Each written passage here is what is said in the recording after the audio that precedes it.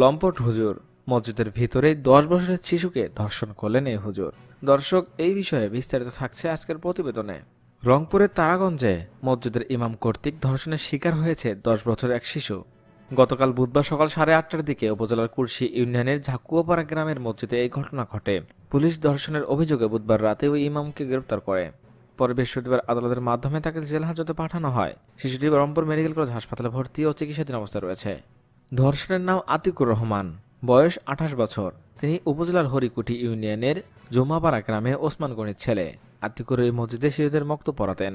মামলার সূত্র থেকে জানা গেছে, বুধবার সকাল 8:30টার দিকে মক্তব শেষে শিশুটিকে ধর্ষণ করে ইমাম আতিকুর রহমান। পরে শিশুটিকে ধর্ষণের কথা কাউকে না বলার জন্য ভয় দেখান।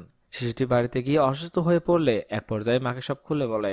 পরিবার প্রথমে তারাগঞ্জ হাসপাতালে ভর্তি করলে সেখানকার দায়িত্বরত চিকিৎসক তাকে রংপুর মেডিকেল কলেজ হাসপাতালে নিয়ে যেতে বলেন। এই বিষয়ে থানার অফিসার ইনচার্জ বলেন, ঘটনার সত্যতা পেয়ে পুলিশ গ্রেপ্তার করেছে তাকে। দর্শক, আপনারা ইমামের কি শাস্তি আশা করছেন? জানতে চাই আপনাদের মূল্যবান মতামত। এখনকার মতো এখানেই শেষ। পরবর্তী আপডেট নিউজ পেতে চ্যানেলকে সাবস্ক্রাইব করে আমাদের পাশে থাকুন। ধন্যবাদ।